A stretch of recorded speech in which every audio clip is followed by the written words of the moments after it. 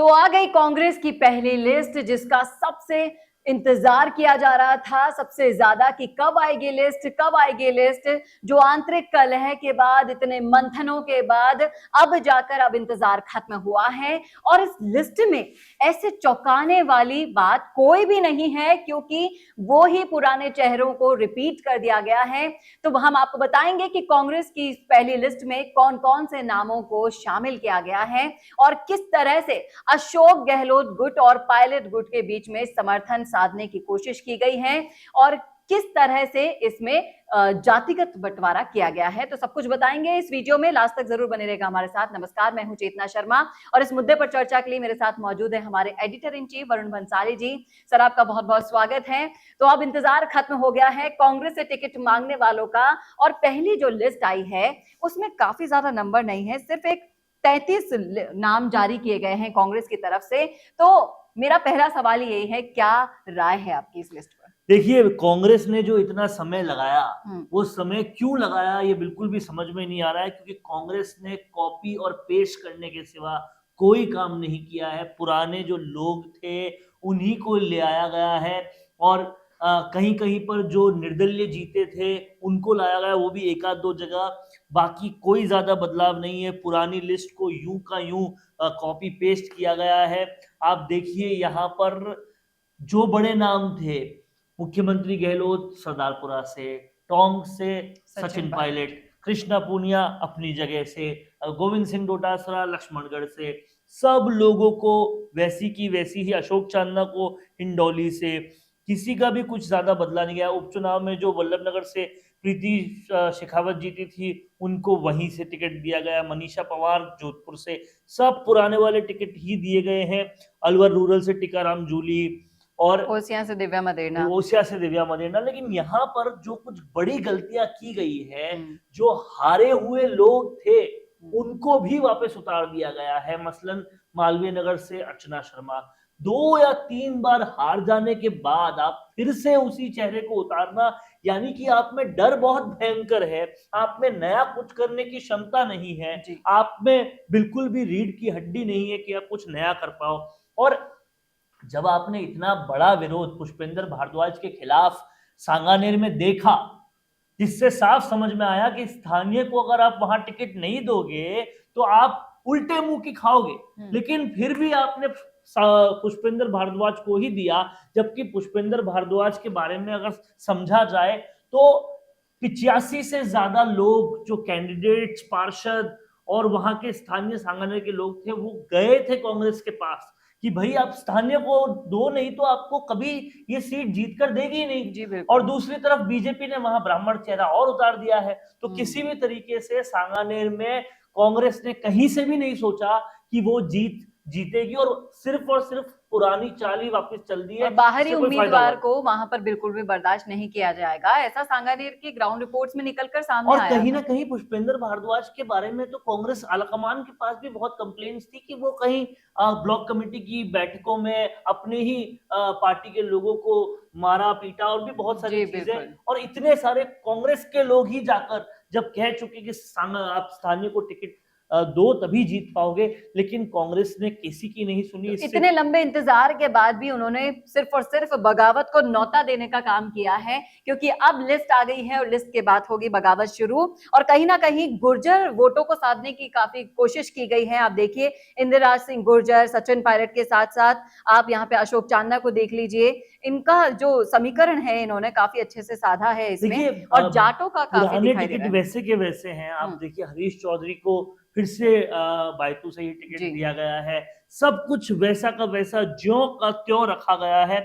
और इससे एक बात तो साफ हो गई है कि कांग्रेस ना तब बदली थी ना अब बदलेगी। और अगर इसी ढर्रे से कांग्रेस चली तो कभी नहीं बदलेगी। साफ है कि जो पेपर लीक तब हुए थे वापस आ गई तो फिर भी होंगे, जो भ्रष्टाचार तब हुआ था वापस आएगी तो तब भी होंगे। क्योंकि किसी भी तरह से जो बातें सामने आ रही थी, राहुल गांधी नाराज हो रहे हैं, सिंगल पैनल ही क्यों दिए जा रहे हैं, ये सब बातें पूरी तरह से बेमानी हो गई। लेकिन एक बड़ी बात जो देखने वाली है कि बीजेपी जहां अभी तक 80 और 40 मतलब 100 से ज्यादा सीटों का डिक्लेरेशन कर चुकी है, वहां डरी हुई सहमी हुई कांग्रेस केवल 33 33 सीटों का ही लेकर आई। डिक्लेरेशन कर पाई है। अब ये 33 सीटों में आप देखिए एक बड़ी चीज जो कांग्रेस कर सकती है अभी, जिसका मुझे अनुमान लग रहा है, वो ये कि अभी तक कांग्रेस ने अभी तक महेश जोशी की सीट का ऐलान नहीं किया है, यानी कि हवा महल सीट का ऐलान नहीं किया है। कांग्रेस ने अभी तक कोटा का ऐलान नहीं किया जिसमें शांति धारीवाल आते हैं। ये दोनों अहम कल्प्रिट्स थे 25 सितंबर की घटना के, जी। और दोनों लगातार दिल्ली दरबार में जाके धोख दे रहे हैं, अजय माकन को मना रहे हैं कि हमारा नंबर फिर से लगा दो साहब, लेकिन इन दोनों का नाम नहीं आना। जिस तरह से पुराने लोगों को लगातार लाया गया तो उनका भी नाम आना चाहिए था, जी। उनका नाम नहीं आना, और सचिन पायलट के इंदिराज गुर्जर का नाम आ जाना, सचिन पायलट का नाम आ जाना, मुकेश भाकर भी है लाडनू हाँ से, मुकेश मुकेश भाकर का भाकर नाम, भी है। ये कहीं ना कहीं बहुत साफ बताता दिखाता समझाता जताता है कि आला कमान अभी भी कोई स्टैंड ले सकती है। और ये बात बहुत साफ है, स्पष्ट है कि 25 सितंबर की घटना से आला कमान नाराज थी। तो अब जो सेकंड लिस्ट आएगी उससे ये पता चल जाएगा कि असली बगावती कौन था। ये क्या सचिन पायलट का खेमा था जो मानेसर गया था, या फिर जो 25 सितंबर की घटना में आला कमान को कुछ नहीं समझा गया था वो था? कौन था बगावत का खेमा, ये पता चलेगा सेकंड लिस्ट में, क्योंकि अभी भी शांति धारीवाल और महेश जोशी का नाम रोका गया है। अगर महेश जोशी को भी टिकट मिल जाता है ना, तो उस तब तो एक बात स्पष्ट हो जाएगी कि चाहे आप आपके वजह से कोई आत्महत्या कर रहा हो, चाहे आपके बेटे पे रेप का आरोप लग रहा हो, चाहे आपके पूरे का पूरा डिपार्टमेंट पे एसीबी की रेड पड़ रही हो, आप फिर भी उनको टिकट दे दो, चाहे आप आला कमान की नाफरमानी कर रहे हो, लेकिन वो अभी तक नहीं हुआ है। इससे अभी भी कुछ उम्मीद बरकरार है। जी बिल्कुल। और यहाँ पर अगर वल्लभ नगर सीट की मैं बात करूं तो यहाँ पर श्रीमती प्रीति गजेंद्र सिंह शक्तावत को मौका दिया गया देखिए, है। प्रीति गजेंद्र सिंह शक्तावत जो है वल्लभ नगर का उपचुनाव जीती थी, और इससे साफ तौर पे स्पष्ट है कि वल्लभ नगर में कोई रिस्क नहीं लेना चाहती, वो वापस से उन्हीं को उतार रही है। तो इससे बहुत स्पष्ट है कि कांग्रेस ने अभी तक जो वो रिपीट कर रही है उनकी सूची दी है, लेकिन बदलाव वालों की सूची अभी तक नहीं दी है, क्योंकि अभी तक मंत्रणा जारी है, अभी तक मंत्रणा चल रही है। सेकंड लिस्ट से पता चलेगा कि आखिर कांग्रेस आलाकमान में दम है या नहीं है, कांग्रेस आलाकमान कुछ कर सकती है या नहीं कर सकती है। यहाँ एक और सवाल मेरे दिमाग में आ रहा है, जैसा कि बीजेपी का पहली जो लिस्ट आई थी उसके बाद जो बगावत हुई थी, तो कहीं ना कहीं उस बगावत से बचने के लिए इन्होंने सबसे पहले पुराने चेहरों की लिस्ट को ही जारी कर दिया। जाहिर तौर पर किया वही है, क्योंकि बगावत के लिए समय नहीं देना चाहती कांग्रेस।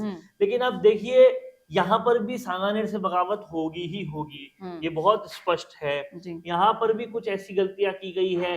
मालवीय नगर से भयंकर बगावत होनी है, क्योंकि वो दिल्ली में भी हो रही थी, तो यहाँ पर होनी ही होनी है। आप देखिए राजीव अरोड़ा को आपने दरकिनार कर दिया, जो कि कहीं ना कहीं कांग्रेस के बहुत जबरदस्त अशोक गहलोत की बैकबोन कहे जाने वाले आदमी थे, उनको दरकिनार कर दिया। वो उन पर किस तरह के लालचन लगा रही थी अर्चना शर्मा, फिर भी आपने उनको दरकिनार कर दिया। इससे स्पष्ट है, पूरी तरह से स्पष्ट है कि आपने बहुत ज्यादा अभी भी बगावत मोल ली है।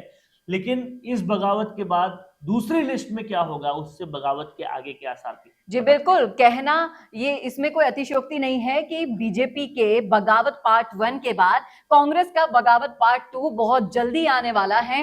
वहां बीजेपी की दूसरी लिस्ट आ चुकी है, और यहाँ पर इतने लंबे इंतजार के बाद, इतनी टालमटोली के बाद जो 33 नाम आपके सामने आए हैं, उन पर कोई मंथन नहीं हो सकता, क्योंकि वो सिर्फ रिपीट हुए हैं। एक या दो चेहरे जो नए दिखाई दे रहे हैं, आप बता सकते हैं इस लिस्ट में जो नए चेहरे आए हैं उनके नाम? देखिए, इसमें जो नए चेहरे दिखाई दे रहे हैं, अमित चाचान का चेहरा है जो कि नौहर से आया है, वो एक नया चेहरा दिखाई दे रहा है। उसके अलावा यहाँ पर प्रीति सिंह शक्तावत नया नहीं कहेंगे, क्योंकि वो पिछला उपचुनाव जीती थी।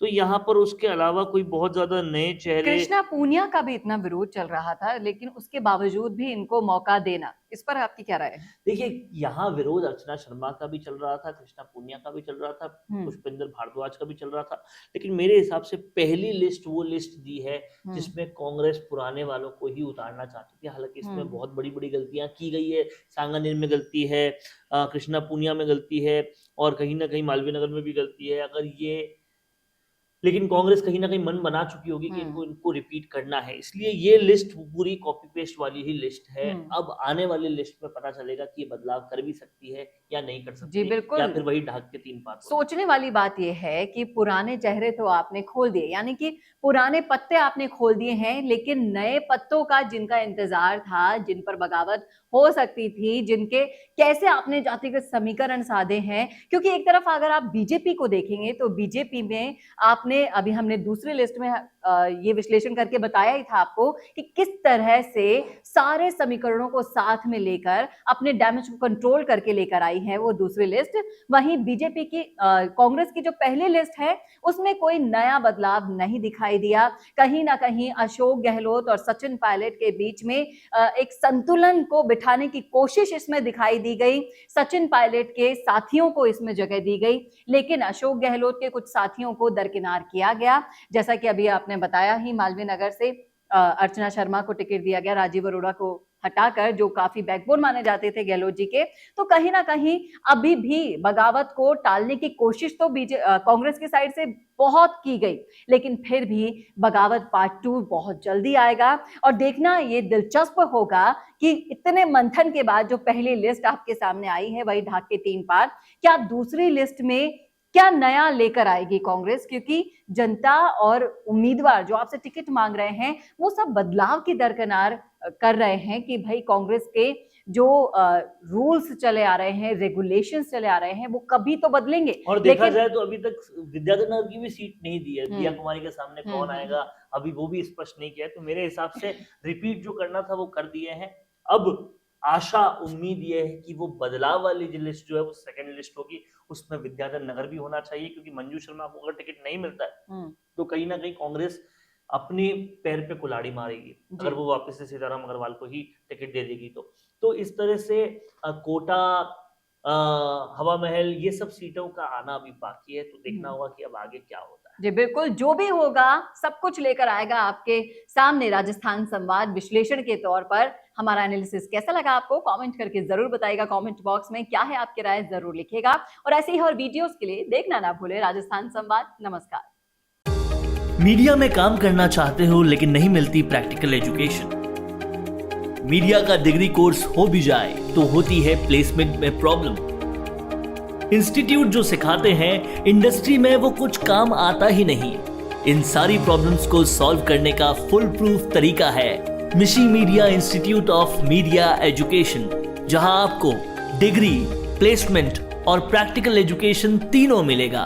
और साथ ही ट्रेडिशनल मीडिया के साथ सिखाई जाएगी डिजिटल मार्केटिंग और वीडियो मार्केटिंग, वो भी लाइव प्रोजेक्ट्स के साथ। यही नहीं, मिशी मीडिया आपको डिग्री के साथ देगा डिजिटल न्यूज चैनल्स और रनिंग प्रोडक्शन हाउस में एक्सपोजर और काम करने का मौका भी। इसके अलावा आपको इस कोर्स में मिलेगी तमाम बड़े अखबारों और चैनल्स के चर्चित एंकर और डेस्क के लोगों से क्लासेस। साथ ही यहाँ प्रैक्टिकल एजुकेशन देने के लिए आपको नेशनल चैनल्स के ब्यूरो चीफ रह चुके लोग और टेक्निकल टीम की मिलेगी मेंटरशिप। और ये सब कुछ मिलेगा यूजीसी अप्रूव्ड यूनिवर्सिटी की बी वॉक डिग्री के साथ। तो degree, placement, practical education, industry expert से सीखना और लाइव प्रोजेक्ट्स में काम करने के साथ सीखना, इतना सब कुछ एक साथ, और वो भी बहुत ही कॉस्ट इफेक्टिव तरीके से।